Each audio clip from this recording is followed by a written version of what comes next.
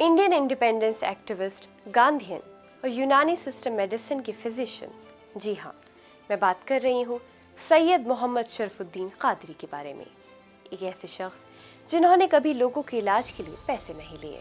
आदाब, मैं हूँ आपके साथ अमीना माजिद और आप देख रहे हैं आवाज़ वॉइस। 25 दिसंबर 1901 की सुबह बिहार के एक छोटे सी गांव में जन्मा एक बच्चा भविष्य में मुफ्त इलाज देने वाला डॉक्टर, स्वतंत्रता सेनानी और आज़ादी के संघर्ष में गांधी जी का साथी बनेगा।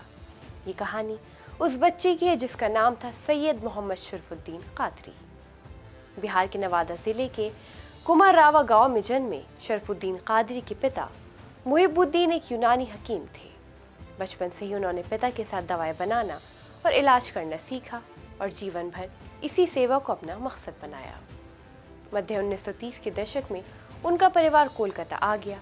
इस दौरान वो भारतीय स्वतंत्रता संग्राम में भी शामिल रहे और 1930 में गांधी जी के साथ नमक मार्च में भाग लिया और जेल गए। उन्होंने फ्रीडम एक्टिविस्ट के साथ अपना जुड़ाव जारी रखा और जब राजेंद्र प्रसाद, जो बाद में भारत के पहले राष्ट्रपति बने, सांस की समस्याओं की वजह से बीमार पड़ गए तो कादरी ने उनके इलाज में उनके पिता की मदद की।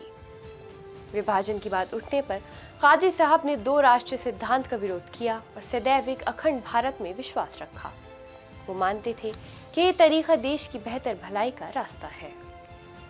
कोलकाता में उन्होंने एक स्वदेशी दवाखाना खोला जहां वो हर रोज लगभग 100 से ज़्यादा मरीजों का मुफ्त इलाज करते थे।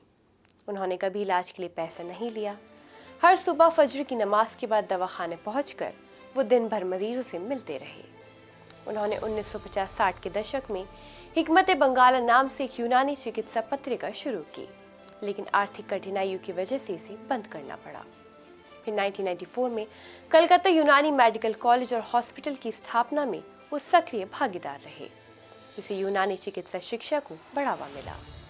2007 में भारत सरकार ने उन्हें पद्म भूषण से नवाजा।